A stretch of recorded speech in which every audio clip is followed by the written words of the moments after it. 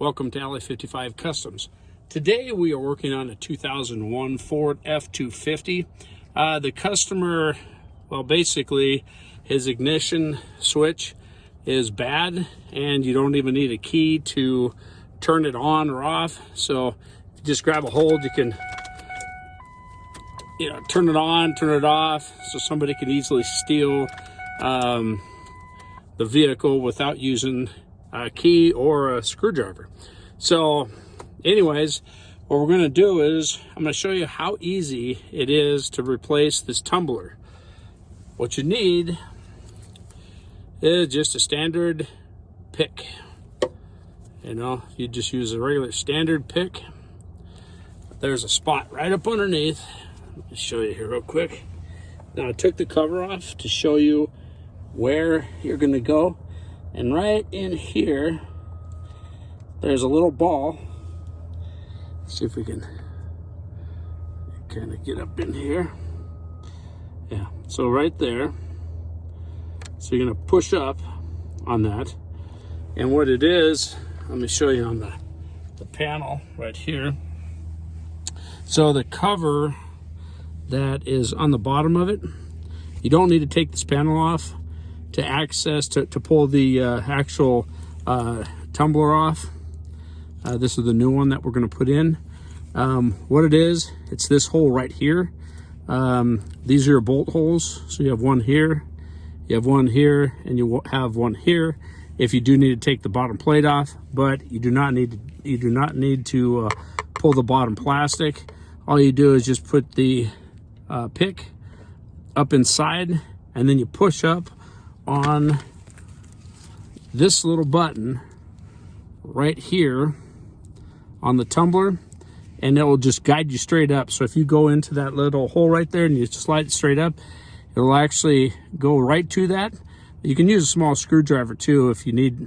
It might also be easy to use a small tiny screwdriver, and all you do is you need to just press this in. So, and it does go in, and it pushes in and out right here. The other thing too, you will not be able to remove it if you do not put your ignition into the on position.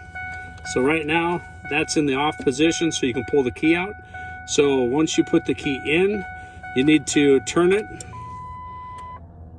to the on position, so all your gauges are lit up. It's one position from starting it. If you do not have it in this position, you will not get this tumbler out. So let me show you how to pull this thing out. So like I said, what you're gonna do is you're gonna reach up underneath here, you'll slide it into that little slot, and then you'll go up, and it finds its way. It'll be at an angle. It'll be about that angle right about there. And then what you're going to do is you push up on that. And while you're pushing up, you're going to grab a hold of the tumbler. And then you're just going to wiggle her back and forth. And it will pop out. Sometimes they're stubborn. They're a little bit old and stuck in place. But there it is. So that is the old ignition right there. And again, that's the button that you end up pushing in. And to put the new one in, it's identically the same way. So you got the new one with the key, and you're just going to take that thing and just slide it right back in place, which this little button goes on the bottom. And so what you're going to do is you're just going to take it, slide it right in, just like that. Okay, another thing that I want to show you. So after you're done installing your ignition switch itself, you will need to, some of them need to be programmed, and they have what they call, there's a Pat's transponder ring that runs around. So once you pull it out, if you see a ring that goes around the inside, basically it's under this plastic. I should have showed you this when I had it off. I'm totally sorry. But anyways, there's a plastic piece that runs around, and it's called the Pat's transponder ring. And then what happens is you have, like here's one, this is not the one for this vehicle, but the key has a chip inside of here. It's a transponder chip, and basically it looks like, here's the new keys that I just put in. The difference here, two different sizes. You know, this one's like really skinny and small. That one doesn't have a chip. This one is fat. See that? It's thicker.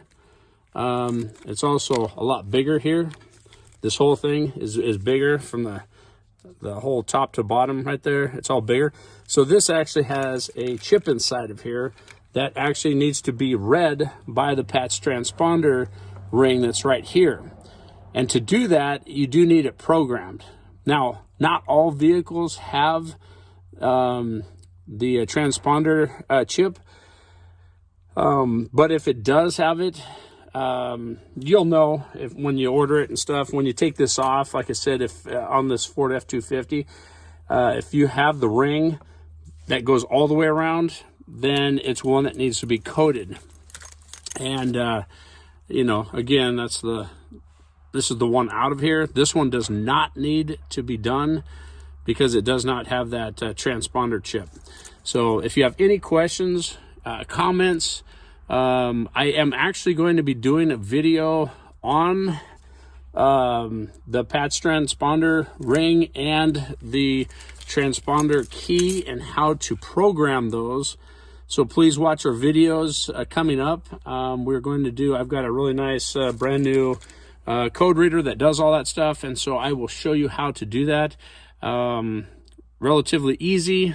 So just like, subscribe, and follow us, and please watch the videos coming up, and I'll show you how to program these transponder keys. Thank you very much.